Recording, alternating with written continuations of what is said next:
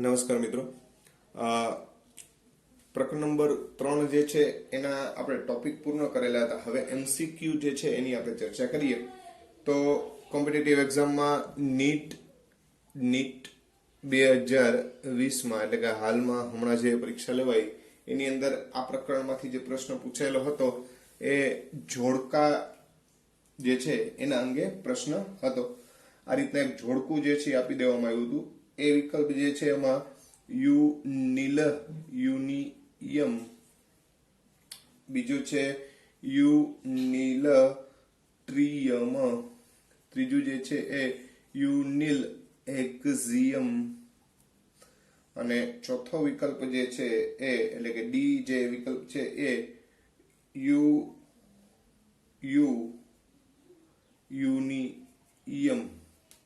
બરાબર છે. અનિયમ એવો શબ્દ પણ બોલે છે જે પ્રોનાઉન્સિએશન કરે, ખરેખર તો સ્પેલિંગ જોવાનો થાય આપણે. સામે 1, 2, 3 અને 4 વિકલ્પ જે છે એ આપેલા હતા. મેન્ડેલેવિયમ, લોરેન્સિયમ, સિબોર્જિયમ અને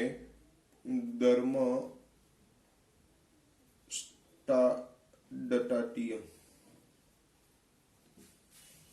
તો આવા આપણને વિકલ્પ આપેલા હતા. મિત્રો ખાસ અહીંયા કાળજી લેવા જેવી બાબત શું છે તો કે તમને આ ખબર હોવી જોઈએ કે આ કેટલા નંબરનું તત્વ છે.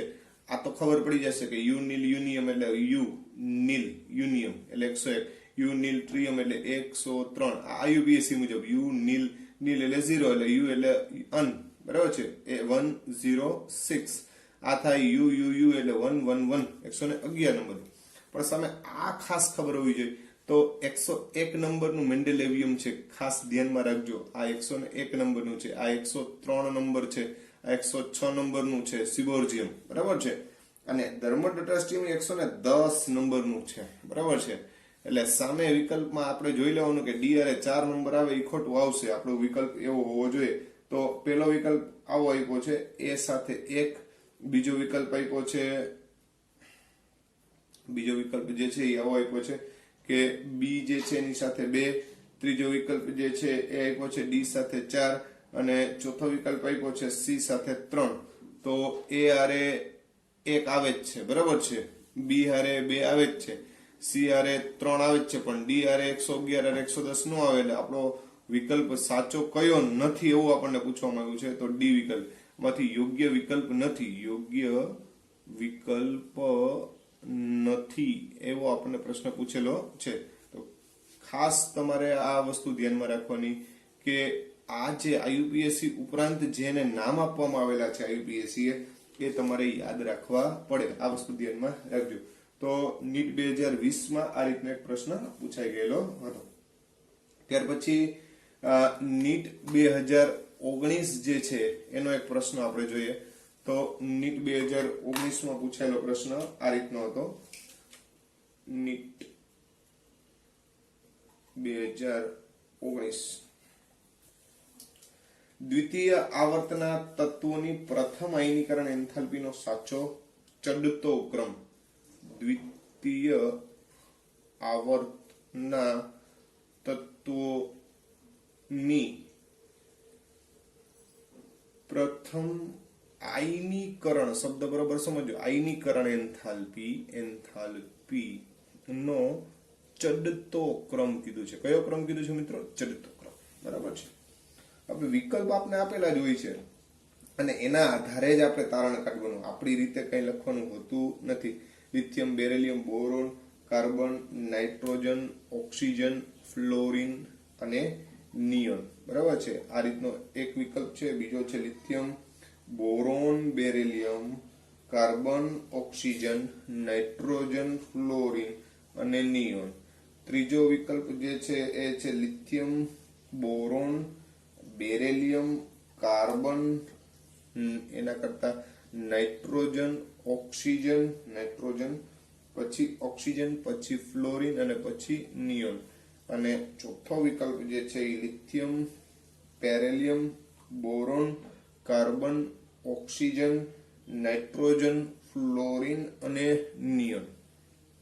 આવી રીતે આપણે વિકલ્પ આપેલા છે. હવે મિત્રો યાદ કરો, આપણે દ્વિતીય આવર્ત એટલે lithium, beryllium, boron, carbon, nitrogen, oxygen, fluorine અને નિયોન. હવે તમને ખબર જ છે મિત્રો કે જેમ તમે ડાબી બાજુથી જમણી બાજુ જાઓ, ડાબા ટુ જબા, એમ શું થાય તો કે આયનીકરણ એન્થાલ્પી વધે. આટલી તો આપણે ખબર જ છે, એટલે આના કરતા આમ જશું એટલે વધવી જોઈએ. ઓકે, ચાલો હવે યાદ કરો, લિથિયમ, બેરિલિયમ, આ લિથિયમ એટલે 1s2 2s1, આ 1s2 2s2 હતું, યાદ કરો, બરાબર છે. આ 1s2 2s2 2p1. તો આપણે અહીંયા અપવાદ કહેતા હતા, યાદ કરજો, બરાબર છે. તો આવી વસ્તુઓ જો અપવાદ તમે ધ્યાનમાં ન રાખ્યા હોય તો આ વિકલ્પ તમને ના આવડે, બરાબર છે. એટલે લિથિયમ કરતા બેરિલિયમની વધવી જોઈએ, બરાબર છે, અને એના કરતા બોરોનની વધવી જોઈએ. પણ આપણે કહેતા હતા કે ભાઈ 2p નો ઇલેક્ટ્રોન એ 2s કરતા દૂર હોય, એટલે આને કાઢવો સરળ, આને કાઢવો અઘરો પડે.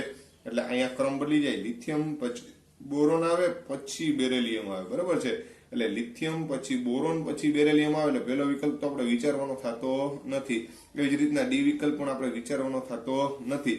હવે આપણી પાસે આ બે વિકલ્પ જ રહ્યા છે, કે જેમાં બોરોન કરતા બેરિલિયમની વધારે હોય એવા આપણી પાસે આ બે વિકલ્પ છે. હવે આગળ જાય એટલે કાર્બન કરતા નાઇટ્રોજન, ઓક્સિજન.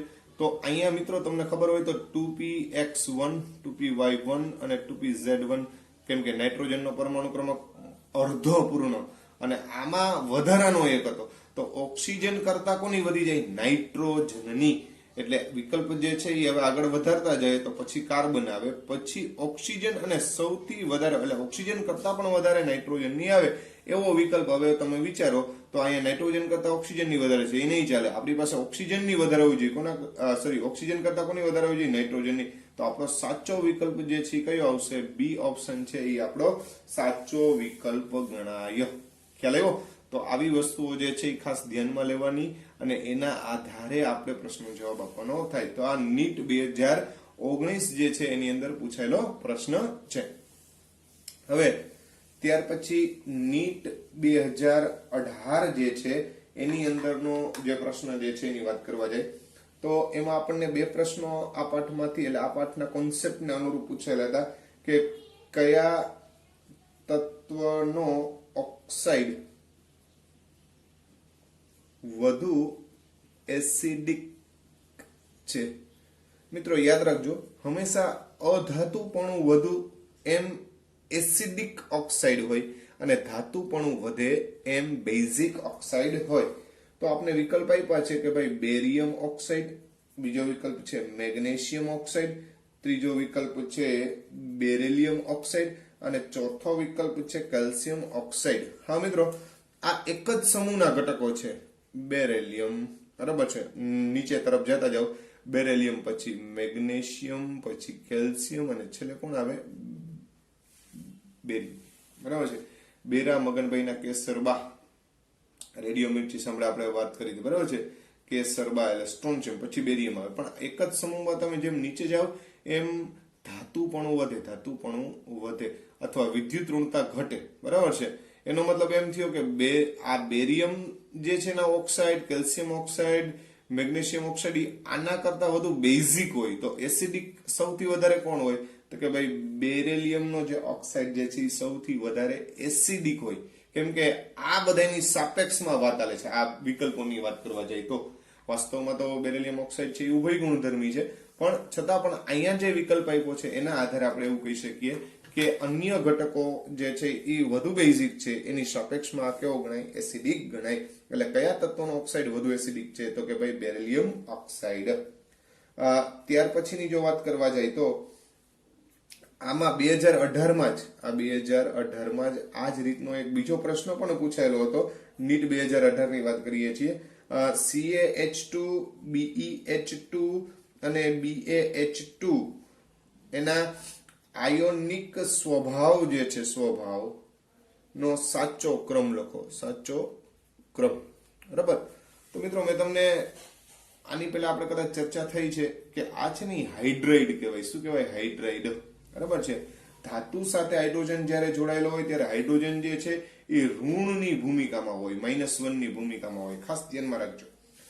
તો જેમ આ બંને જે છે એના વચ્ચે વિદ્યુત ઋણતાનો તફાવત વધે, બરાબર છે, અહીં હાઇડ્રોજન તો બધા માટે સરખો જ રહેશે, પણ સામે આ ઘટક વધુ ધન બનતો જાય એમ વિદ્યુત ઋણતા જે છે એનો તફાવત જે છે એમાં શું થતો જશે, વધારો થતો જાય, તો આયનિક સ્વભાવ વધે. તો તમને ખબર છે મિત્રો કે જેમ તમે ઉપરથી નીચે તરફ જાઓ એમ ધાતુપણું વધતું જાય, બરાબર છે. તો બેરિલિયમ છે, પછી કેલ્શિયમ છે, અને પછી શું છે, બેરિયમ છે. આ રીતનો એક આપણો જે સ્વભાવ જે છે આનો આ પ્રમાણે જતો જાય, બરાબર છે. તો આના હાઇડ્રાઇડ જે છે, આના હાઇડ્રાઇડ છે, આના હાઇડ્રાઇડ, તો આમાં સૌથી વધુ આયનીય ગુણધર્મ તમને જોવા મળે, કેમ કે આ પ્રમાણમાં નેગેટિવ હોય, એના કરતા આમાં જતો જાય નેગેટિવિટી ઘટતી જાય, બરાબર છે. એટલે વિદ્યુત ઋણતા ઘટતી જશે, તો આ બંને વચ્ચેનો ગેપ જે છે એ શું થતો જાય, વધતો જાય. તો જેમ ધાતુપણું વધે એમ એના હાઇડ્રાઇડ જે છે એના માટે થઈ અને એનો આયનિક સ્વભાવ વધતો જાય, બરાબર છે. તો આ વસ્તુ ખાસ ધ્યાનમાં રાખજો. તો અહીંયા વિકલ્પ જે છે આપણને આ રીતના આપ્યા છે, BeH2 એના કરતા BaH2 એના કરતા CaH2. જો જે આ વિકલ્પ સાચો પડે, Be પછી Bn પછી Cn, ના, આપણે BeCn પછી Ba હોવો જોઈએ, એટલે આ વિકલ્પ તો ખોટો છે, બરાબર છે. બીજો ઓપ્શન આપ્યો છે CaH2 પછી BeH2 અને પછી BaH2. જો જી ભાઈ આ યોગ્ય વિકલ્પ છે, આ Ca કરતા વધારે B આ પણ યોગ્ય છે નહીં, બરાબર છે. પછી C ઓપ્શન આપ્યો છે BeH2 કરતા CaH2 અને એના કરતા BH2, આયનીકરણ મૂલ્ય વધતું જાય, તો આ વિકલ્પ આપણા માટે યોગ્ય ગણાય. છતાં પણ ડી ઓપ્શન પણ જોઈ લઈએ આપણે, BaH2 એના કરતા વધારે BeH2 શક્ય છે ભાઈ, Ba કરતા B, એટલે આ વિકલ્પ પણ શક્ય રહેતો નથી. એટલે આપણો એક જ વિકલ્પ સાચો પડે, BeH2 પછી CaH2 અને પછી આવશે ત્યારબાદ BeH2 એના કરતા વધારે BH2 કરતા Ca અને એના કરતા Ba, આયનિક વૃત્તિ વધતી જાય. હા, સહસંયોજક ઘટતી જાય ભાઈ, ધ્યાન રાખજો, બરાબર છે. આવી રીતે પણ પૂછી શકે. તો આ 2018 જે છે એની અંદર આપણને પૂછાયેલો પ્રશ્ન છે, નીટ 2018 જે છે એના માટેનો પ્રશ્ન છે. ત્યારબાદ નીટ 2016 જે છે એની અંદર જે પ્રશ્ન પૂછાયેલો હતો એની એક આપણે ચર્ચા કરી લઈએ. તો નીટ 2016 વિદ્યુત ઋણતાનો સૌથી વધુ તફાવત કેમાં જોવા મળે? વિદ્યુત ઋણતાનો સૌથી વધુ તફાવત શેમાં જોવા મળે છે? વિકલ્પ આ રીતના છે, બોરોન થી એલ્યુમિનિયમ, બીજો વિકલ્પ છે એલ્યુમિનિયમ થી ગેલિયમ, ત્રીજો વિકલ્પ છે ગેલિયમ થી ઇન્ડિયમ અને ચોથો વિકલ્પ છે ઇન્ડિયમ થી થેલિયમ. મિત્રો તમને ખ્યાલ આવી જવો જોઈએ કે આ બોરોન ફેમિલીની વાત કરે છે. બોરોન, એલ્યુમિનિયમ, ગેલિયમ, ઇન્ડિયમ અને થેલિયમ. બેંગન, આલુ, ગાજર ઇન થેલા આપણે યાદ રાખવા માટે કીધું હતું, બરાબર છે. હવે તમને ખબર છે ભાઈ, ઉપરથી જેમ નીચે જતા જાઓ એમ વિદ્યુત ઋણતા ઘટતી જાય, બરાબર છે. પણ અહીંયા તો બે ઘટકો વચ્ચેનો તફાવત પૂછ્યો છે. મિત્રો આ એલ્યુમિનિયમ પછી અહીંયા ડી અને એફ કક્ષકો સામેલ થાય, બરાબર છે. આ ડી અને એફ ના કારણે થઈ અને બધા તફાવતો છે ને મિનિમમ થતા જાય. અને આપણે તમે સાંભળ્યું હશે, એસ અને પી વિભાગના તત્વો છે પ્રતિનિધિ તત્વો કહેવાય. કેવા તત્વો કહેવાય? પ્રતિનિધિ તત્વો. એટલે આમાં આવર્તી વલણ સૌથી વધારે આમાં ઇફેક્ટ કરતું હોય, બરાબર છે. તો બોરોન અને એલ્યુમિનિયમ જે છે એ વચ્ચે વિદ્યુત ઋણતાનો તફાવત સૌથી વધારે તમને જોવા મળશે. આ વસ્તુ પણ ધ્યાનમાં રાખજો. આ 2016 માં પૂછાયેલો પ્રશ્ન છે. આ રીતનો એક પ્રશ્ન જે છે એ આપણને પૂછાઈ ગયેલો હતો. ત્યારબાદ એમ્સ 2014 જે છે એની અંદર પ્રશ્ન પૂછાયેલા હતા, એની વાત કરીએ આપણે. તો 2014 જે છે એની અંદર એસિડિક પ્રબળતાનો ક્રમ પૂછેલો હતો. એસિડિક પ્રબળતા નો સાચો ક્રમ જણાવો. ઓપ્શન છે HCl, HBr, HI. બી વિકલ્પ છે HI, HBr, HCl.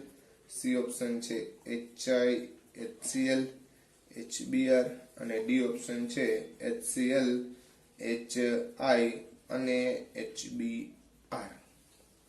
મિત્રો તમને ખબર છે કે Cl, Br, I આ એક જ સમૂહમાં ઉપરથી તમે નીચે તરફ જાઓ, H તો બધા માટે સમાન છે, બરાબર છે. તો સ્વાભાવિક વસ્તુ છે કે આ બધા ઋણ ઘટકો છે અને સામે જે છે એ ધન ઘટક છે, બરાબર છે. તો આમાં આ બધાની વિદ્યુત ઋણતા Cl કરતા Br કરતા I તરફ જાવ એમ વિદ્યુત ઋણતા શું થતી જાય? ઘટતી જાય, બરાબર છે. તો H અને I બંધમાં ધ્રુવીયતા ઘટે. જેમ ધ્રુવીય પણ ઘટશે એમ આને લિબરેટ કરવો, એટલે કે આની હારે જોડાયેલો H સરળતાથી તોડી શકાય, આની હારે જોડાયેલો H થોડો મુશ્કેલ, આની હારે જોડાયેલો H વધારે સારી રીતે એક્સેપ્ટ થયેલો હોય એટલે આને તોડવો વધારે અઘરો પડે. તો એસિડિક પ્રબળતા પૂછી છે મિત્રો અહીંયા, એસિડિક પ્રબળતા. તો એસિડિક પ્રબળતા જે છે એટલે કે એસિડમાંથી H+ મુક્ત કરવાની ક્ષમતા, બરાબર છે. તો એ સરળતા કોના માટે રહીએ? તો સરળતાથી બંધ કોઈનો તૂટી શકતો હોય તો HI નો, એટલે HI ની સૌથી વધારે એસિડિકતા હોય, પછી HBr અને પછી HCl. એટલે આપણા માટે વિકલ્પ કયો સાચો રહેશે? 2 નંબરનો વિકલ્પ સાચો રહે. મિત્રો આ પ્રકારની ઘટનાઓ આપણે પી વિભાગના તત્વોમાં પણ સમજવાની છે, પણ આ તો અહીંના કોન્સેપ્ટ છે એટલા માટે આપણે અહીંયા લઈએ છીએ, બરાબર છે. પણ ખરેખર આ પી વિભાગના તત્વોની અંદર પણ આ ઘટનાઓ સમજાવશે, એટલે એવું નથી કે કદાચ આપણે ખ્યાલ ન આવે તો કોઈ ચિંતા કરવાની જરૂરિયાત નથી. આ શરૂઆતનું વર્ગીકરણ છે, પછી જેમ જેમ તમે આગળ, કેમ કે આપણે આ પ્રકરણની અંદર માત્ર ને માત્ર તત્વોના અલગીકરણ કરેલા છે, એના વિભાગો વિશે વાત કરેલી છે. હવે પર્ટિક્યુલરલી દાખલા તરીકે એસ વિભાગના 2 સમૂહ આવે તો એના વિશે એસ વિભાગની અંદર પર્ટિક્યુલરલી ચર્ચા થશે, એમાં દરેક તત્વોની નાની બાબતની ચર્ચા થશે. પછી પી વિભાગના પાછા 2 પાર્ટ પડશે, પી વિભાગ 1 અને પી વિભાગ 2. એક 11th ની અંદર પાર્ટ આવશે અને એક જે છે 12th ની અંદર આવશે. તો એની અંદર પણ આ બધી ડિસ્કસ આવવાની જ છે, એવું નથી કે નથી આવવાની, પણ તમને આ ખ્યાલ એટલા માટે આપણે અહીંયા આ પ્રશ્નો જે છે એની ચર્ચા કરીએ છીએ. ત્યારબાદ પીએમટી 2014 નો એક પ્રશ્ન આ રીતે પૂછાઈ ગયો. પીએમટી 2014 માં આ રીતનો એક પ્રશ્ન પૂછાઈ ગયો. નીચે પૈકી Be+2 સાથે સમ ઇલેક્ટ્રોનીય ઘટક કયો છે? એ વિકલ્પ H+, બી વિકલ્પ Li+, સી વિકલ્પ Na+, અને ડી વિકલ્પ Mg+2. મિત્રો બેરિલિયમ એટલે 4 નંબરનો તત્વ થાય, બરાબર છે. કેમ કે લિથિયમ, બેરિલિયમ, બોરોન આ 3 નંબર, 4 નંબર, 5 નંબર આવી તો ખબર પડે બધાને. હવે બેરિલિયમ +2 એટલે 4 ઇલેક્ટ્રોન પૈકીના 2 કાઢી નાખ્યા એટલે 2 ઇલેક્ટ્રોન ધરાવે છે Be+2. H+ તો કઈ ઇલેક્ટ્રોન નો ધરાવે, 0 ઇલેક્ટ્રોન. લિથિયમ પ્લસ જે છે, લિથિયમ એટલે પરમાણુ ક્રમાંક 3 અને +1 એટલે 2 ઇલેક્ટ્રોન. તો સ્વાભાવિક છે કે આની હારે આઈસો ઇલેક્ટ્રોનીય એટલે કે સમ ઇલેક્ટ્રોનીય જે છે એ કોણ બની શકે ભાઈ? તો કે ભાઈ આ 2 ઇલેક્ટ્રોન વાળો છે તો આ પણ 2 ઇલેક્ટ્રોન વાળો છે, એટલે આપણો વિકલ્પ કયો રહેશે? બી. સોડિયમ +1 તમને ખબર છે કે 10 ઇલેક્ટ્રોન, 11 માંથી 1 જાય. Mg+2 પણ 10 ઇલેક્ટ્રોન, તો સ્વાભાવિક વસ્તુ છે આ 0 ઇલેક્ટ્રોન વાળો. તો આમાં કોણ યોગ્ય વિકલ્પ ગણાય? બી વિકલ્પ છે એ આપણા માટે યોગ્ય ગણાશે.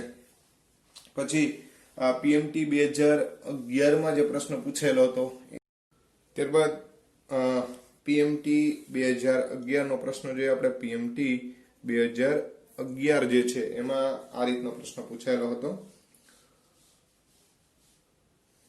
સોડિયમની IE1 બરાબર 5.1 ઇલેક્ટ્રોન વોલ્ટ હોય તો Na+1 ની ઇલેક્ટ્રોન પ્રાપ્તિ એન્થાલ્પી, ઇલેક્ટ્રોન પ્રાપ્તિ એન્થાલ્પી એટલે તમને ખબર છે કે ડેલ્ટા EGH જેને આપણે કહીએ છીએ, ઇલેક્ટ્રોન ગેઇન એન્થાલ્પી જે છે એ શું થાય? વિકલ્પ આપ્યો છે આપણને +0.2 eV, બીજો વિકલ્પ છે -5.1 eV, ત્રીજો વિકલ્પ આપ્યો છે 5.1 eV, અને ચોથો વિકલ્પ જે છે આપણને આપ્યો છે 2.55 eV. મિત્રો તમે જાણો છો કે આ આયનીકરણ એન્થાલ્પી એટલે એને જે છે એમાંથી Na+1 એટલે એક ઇલેક્ટ્રોન દૂર કરવાની વાત છે. આ દરમિયાન ડેલ્ટા IH જે છે એ કેટલી આપી છે 5.1 ઇલેક્ટ્રોન વોલ્ટ આપી છે. તો આ એના કરતા તદ્દન ઉલટી દિશામાં પ્રક્રિયા થયેલી Na+1 વત્તા 1 ઇલેક્ટ્રોન ટેન્ડ્સ ટુ Na. અહીંયા જેટલી ઉર્જા આપણે આપવી પડે એટલી જ ઉર્જા ફરીથી પાછી નિર્માણ થાય એટલે અહીંયા ડેલ્ટા EGH બોલાય. એનું મૂલ્ય હંમેશા -5.1 eV હોય, આના કરતા વિરુદ્ધ હોય. બરાબર છે. એટલે આપણો વિકલ્પ કયો આવે? બી. આ ખાસ ધ્યાનમાં રાખજો કે આયનીકરણ એન્થાલ્પીનું મૂલ્ય જે છે એ સામાન્ય રીતે ડેલ્ટા IEH કરતા વિરુદ્ધ હોય. બરાબર છે. તો આ વસ્તુ ધ્યાનમાં લેજો. તો આ PMT 2011 જે છે એમાં પૂછાયેલો પ્રશ્ન છે. ત્યારબાદ એમ્સ 2010 જે છે એનો પણ આપણે એક પ્રશ્ન જે છે ધ્યાનમાં લઈ લઈએ. તો એમ્સ 2010 ની અંદર પ્રશ્ન પૂછાયેલો હતો, એની આપણે ચર્ચા કરીએ.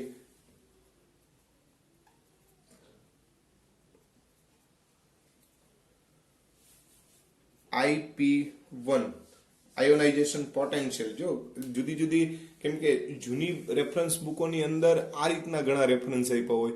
ક્યાંક આપણને IE આપ્યો હોય, ક્યાંક આપણને IP આપેલો હોય, ક્યાંક ડેલ્ટા IH આપેલો. આપણે જોવાનું અને એના આધારે વિકલ્પ નક્કી કરવાનો. બરાબર છે.